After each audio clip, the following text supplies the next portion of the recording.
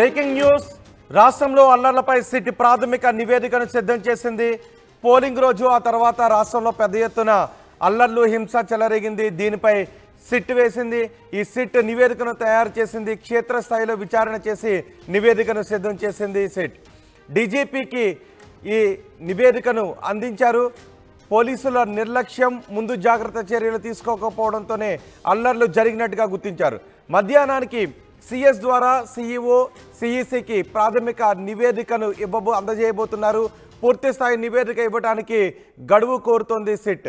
2 రోజుల పాటు 3 జిల్లాలలో బాధితులు, రాజకీయ నేతలు, స్థానికులు, పోలీసులను విచారించింది సిట్ బృందం. తాడిపత్రిలో పోలింగ్ రోజు గొడవ జరిగిన ప్రాంతాలని పరిశీలించింది సిట్ బృందం. ఘటనా స్థలంలో దొరికిన ఆయుధాలు, సీసీ కెమెరాల ద్వారా అల్లర్లకు కారణమైన వారిని గుర్తించారు. ఈ నివేదికను ఈసీకి అందించడానికి ఏర్పాట్లు చేస్తున్నారు. అయితే పూర్తి స్థాయి నివేదికను అందజేయడానికి 2-3 రోజుల సమయాన్ని కోరింది సిట్. మరింత సమాచారం మా ప్రతినిధి రాజేష్ అందిస్తారు. రాజేష్, సిట్ ప్రాథమిక నివేదికలో ఏం పొందుపరిచినట్టుగా తెలుస్తోంది? పోలింగ్ తర్వాత జరిగినటువంటి హింసాత్మక ఘటనలపైన కేంద్ర ఎన్నికల సంఘం ఆదేశాల మేరకు సిట్ ఏర్పాటు చేశారు.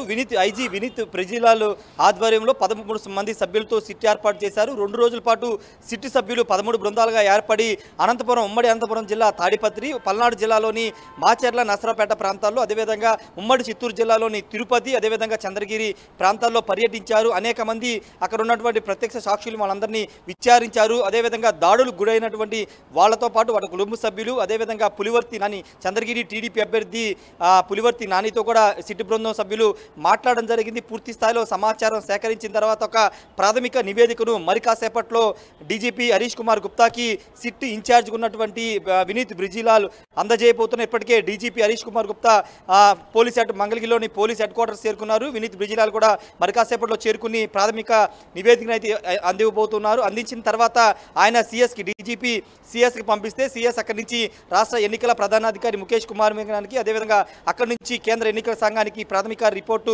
వెళ్లబోతుంది. దీని తర్వాత ఇంకా పూర్తి స్థాయిలో సిట్ అధికారులు విచారణ కొనసాగించే అవకాశం ఉంది. మరో 2 రోజుల సమయం కూడా కోరే అవకాశం కూడా కనబడుతుంది. ఆ అంశాన్ని కూడా ప్రాథమిక నివేదికలో పొందుపరిచినట్టు తెలుస్తుంది. ఎందుకంటే ఇంకా విచారణ చేయాల్సినటువంటి వ్యక్తులు కానీ లేకపోతే ప్రాంతాలు ఉన్నాయని సిట్ అధికారులు భావిస్తున్నారు. దానిలో భాగంగానే మరికొంత సమయం, ఒక 2 రోజులు గడువు కోరే అవకాశం అయితే కనబడుతుంది. ప్రధానంగా దాడులకు సంబంధించినటువంటి అంశంలో హింసాత్మక ఘటన జరిగినటువంటి ఆ ప్రాంతాలను పరిశీలించడంతో పాటు అక్కడ సీసీ కెమెరాల ఫుటేజ్ను పరిశీలించడం, అదేవిధంగా అక్కడ పోలీసుల నిర్లక్ష్యం అనేది చాలా స్పష్టంగా ఉందనేది సిట్ అధికారులు ప్రాథమికంగా నిర్ధారించుకున్నారు. నివేదికలు కూడా అదే చెప్పారు. చాలా ప్రాంతాల్లో కేసులు సంఖ్య, అంటే కేసులు పెట్టాల్సిన విధంగా పెట్టుకోకుండా తక్కువ సెక్షన్లు పెట్టడంతో పాటు కొన్ని ప్రాంతాలు అసలు కేసులు కూడా పెట్టలేదనేది అక్కడ స్థానికంగా ఉన్నటువంటి అక్కడ ఉన్న వాళ్ళు కానీ లేకపోతే దాడులకు గురైన వాళ్ళు కానీ సిట్ అధికారులు చెప్పారు. కొన్ని చోట్ల 307 పెట్టాల్సి ఉన్నా కానీ 307 పెట్టుకోకుండా ఉదాసీనంగా పోలీసులు వ్యవహరించారని కూడా సిట్ అధికారులు ప్రాథమికంగా అక్కడ ఉన్నటువంటి వాళ్ళు చెప్పడంతో దానికి సంబంధించిన సమాచారాన్ని కూడా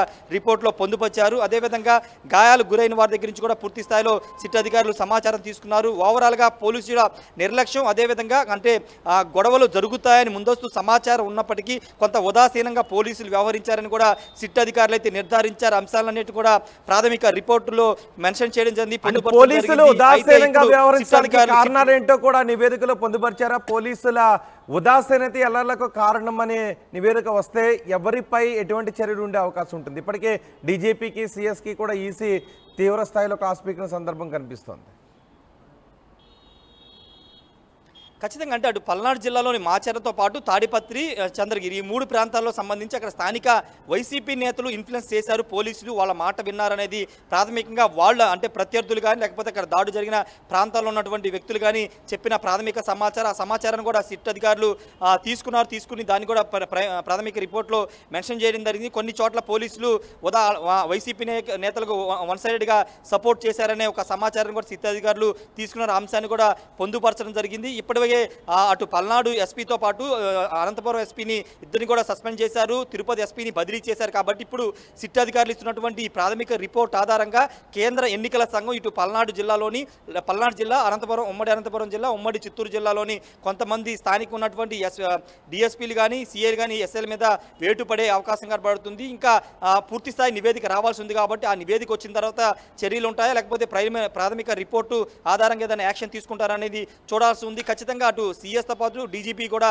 చాలా పెద్ద స్థాయిలోనే సిట్టు మీద ఫోకస్ పెట్టారని చెప్పారు. ఎందుకంటే కేంద్ర ఎన్నికల సంఘం ఆ స్థాయిలో వాళ్ళకి మొట్టికాయలు వేసింది కాబట్టి ఖచ్చితంగా అల్లర్లు జరిగిన తర్వాత పోలింగ్ జరిగిన తర్వాత జరిగినటువంటి హింసాత్మక ఘటనలపైన పూర్తి స్థాయిలో సమాచారం తెప్పించుకోవడంతో పాటు ఇప్పుడు సిట్ అధికారులు ఇస్తున్న నివేదికని మరి కాసేపట్లోనే కేంద్ర ఎన్నికల సంఘాన్ని కూడా పంపించబోతున్నారు. రోహిత్.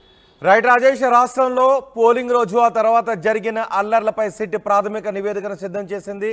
క్షేత్రస్థాయిలో విచారణ చేసి ఈ నివేదికలు తీసుకోకపోవడం వల్లే అల్లర్లు జరిగినట్టుగా ప్రాథమికంగా గుర్తించారు. మధ్యాహ్నానికి సిఎస్ ద్వారా సిఇఓ సిఇసికి ప్రాథమిక నివేదికను అందించబోతున్నారు. పూర్తిస్థాయి నివేదిక ఇవ్వడానికి గడువు కోరుతుంది సిట్.